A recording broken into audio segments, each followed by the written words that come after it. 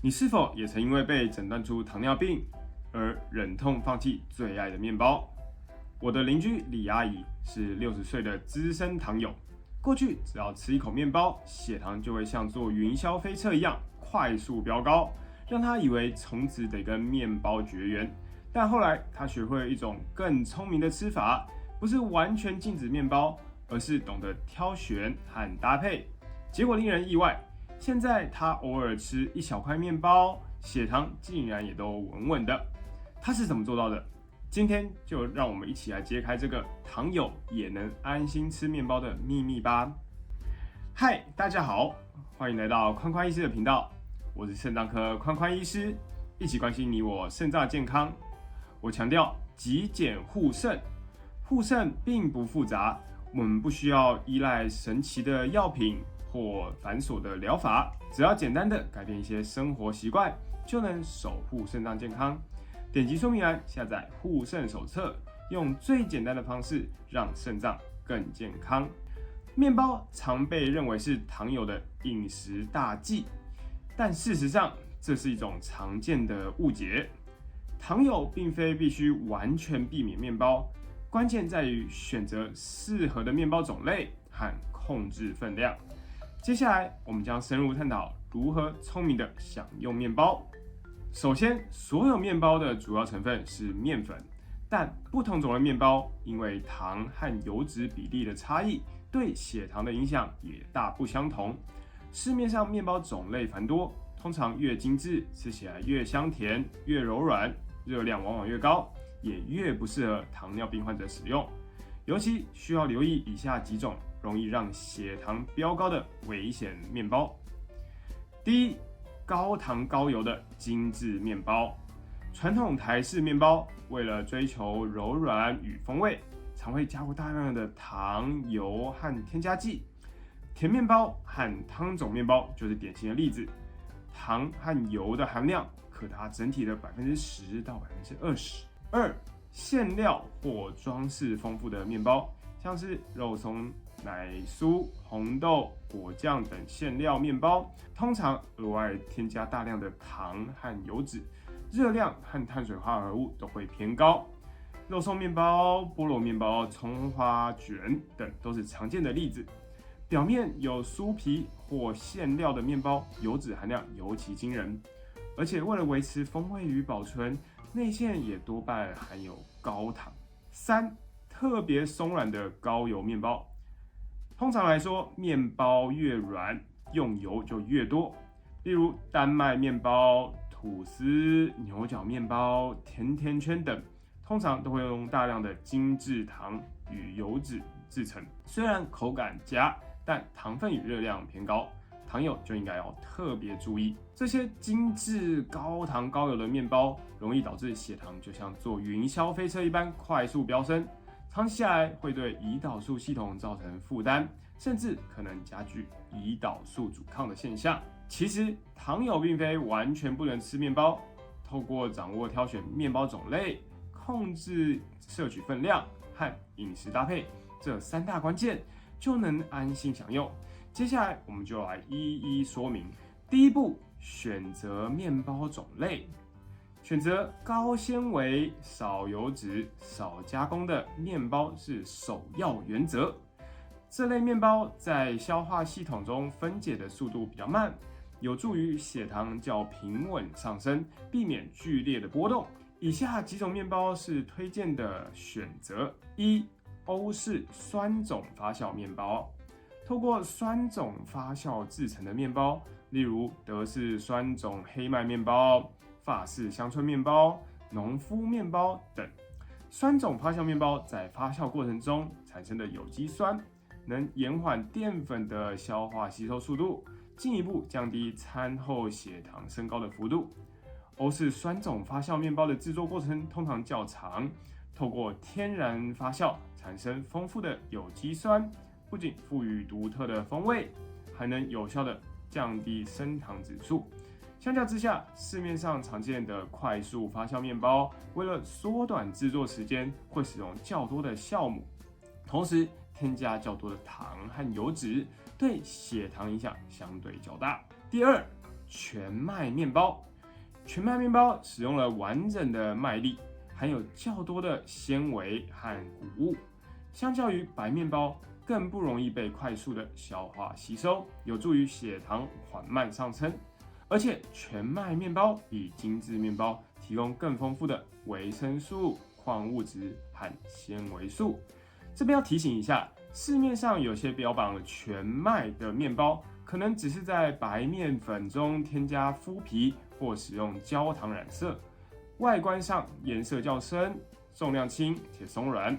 购买时最好还是仔细查看成分标示，选择每份含有至少3克以上纤维且低碳水化合物的全麦面包。3、杂粮面包含有多种谷物和种子，如燕麦、大麦、小麦胚芽等粗糙谷物制成，富含膳食纤维和其他营养物质，有助于延缓血糖上升的速度，并促进肠道健康。这类面包口感通常较为扎实，比较不好咬，但为了健康值得尝试。同样建议检查面包包装上的营养标示，选择每份至少含有3克以上纤维和低糖的杂粮面包才是明智的选择。4、黑麦面包。黑麦面包堪称是高纤面包中的佼佼者，由黑麦谷物制成，富含矿物质和维生素，且膳食纤维含量比全麦面包还高，每100克可能含有高达10克的膳食纤维。高纤维能有效延缓碳水化合物的吸收，进而减缓血糖上升速度，有助于稳定整天血糖值。此外，高膳食纤维的主食也有助于控制胆固醇，降低心血管疾病和中风风险。黑麦面包带有独特的浓郁麦香和微微风味，不腻口。高膳食纤维也有助于延长饭后饱足感，减少饥饿感，抑制饭后想吃零食的欲望。我们在选择面包时，应该要尽量避免选择含有过多馅料的种类，因为馅料通常含有较高的油脂、糖分和钠含量，不仅会增加总热量，也会对身体造成额外的负担哦。第2步，控制摄取分量。即使我们聪明的选择了较健康的面包种类，控制吃的分量仍然是最重要的。单独吃面包就像单独吃饭一样，纯淀粉食物容易让血糖快速升高。一个大约手掌心大小的面包，差不多就含有2到3份的淀粉量。平常可以根据自己每餐应该摄取的分量来控制，千万不建议毫无节制的吃面包，即使是比较健康的面包，也不能毫无节制。那我们要怎么知道面包的分量和热量呢？有营养标示的包装面包，最简单的方式就是直接查看包装上的热量、脂肪和碳水化合物等资讯。请记得，面包属于主食类，想要安心的享用，就必须要把它视为饮食中的一份，用替换的概念来规划。举例来说，一个102克的菠萝面包，大约就含有375大卡，热量已经超过一碗200公克，约280大卡的白饭。因此，如果有吃面包，其他的碳水化合物摄取就要相应的减少。那如果是传统的面包店，没有标示热量，那我们应该要怎么估计呢？我们也可以利用称重的方式来推算估计。例如，如果知道便利商店一个102克的菠萝面包含有375大卡，那么如果我们买到一个71克的传统菠萝面包，就可以按比例估算出热量大约是261大卡左右。这个方法非常实用，建议糖友们一定要学起来。总而言之，无论是选择哪一种面包，都要谨慎的控制总碳水化合物的摄取量，切记不要过量食用。第3步，注重均衡搭配。单独食用面包容易导致血糖快速升高，因此我们在吃面包时，建议要额外搭配一些食物，例如新鲜蔬菜、优质蛋白质和健康脂肪。这样的组合有助于减缓碳水化合物的消化吸收速度，使血糖上升的速度更为平缓，同时也能让饮食均衡、更营养，并增加饱足感。举例来说，一片全麦面包可以涂上滑顺的酪梨泥，搭配一片鲑鱼，再佐一份色彩鲜艳的蔬菜沙拉，就是一个不错的选择。相较之下，在一些亚洲国家常见的饮食习惯，往往是白米饭搭配以高糖酱料的烹调菜肴为主，再加一杯含糖饮料。这样的饮食组合中，碳水化合物含量极高，血糖快速上升，几乎就是一个必然的结果。最后提醒，除了面包的选择、分量和搭配外，整体饮食和生活习惯同样至关重要。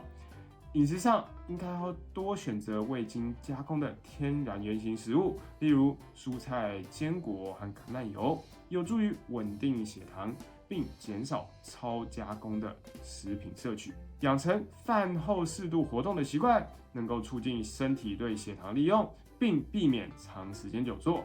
同时，我们要建立规律的进食作息，定时定量用餐，避免暴饮暴食和深夜摄取高热量食物，这些都有助于血糖的稳定。总结一下今天的内容，糖友并非必须完全放弃美味的面包，正如我们今天所说的，关键在于掌握聪明吃面包的3大步骤。第一步是选择面包种类，应该优先选择高纤维、少油、少加工的面包，例如欧式酸种发酵面包、全麦面包、杂粮面包和黑麦面包等等，并避开高糖高油的精致面包。第二步，控制摄取的分量，将面包视为主食的一部分，了解其淀粉和热量，避免过量食用。第三步，注重均衡搭配，将面包与新鲜蔬菜、优质蛋白质和健康脂肪一同食用，可以减缓血糖上升的速度，增加营养和饱足感。透过以上这3个步骤，加上对整体饮食和生活习惯的重视，你也能更安心的享用面包，拥有更稳定的血糖和健康的生活。以上是我今天的分享，感谢大家观看。如果喜欢我的内容，欢迎按赞、订阅、分享、开启小铃铛。我是肾脏科宽宽医师，一起关心你我肾脏的健康。我们下次见，拜拜。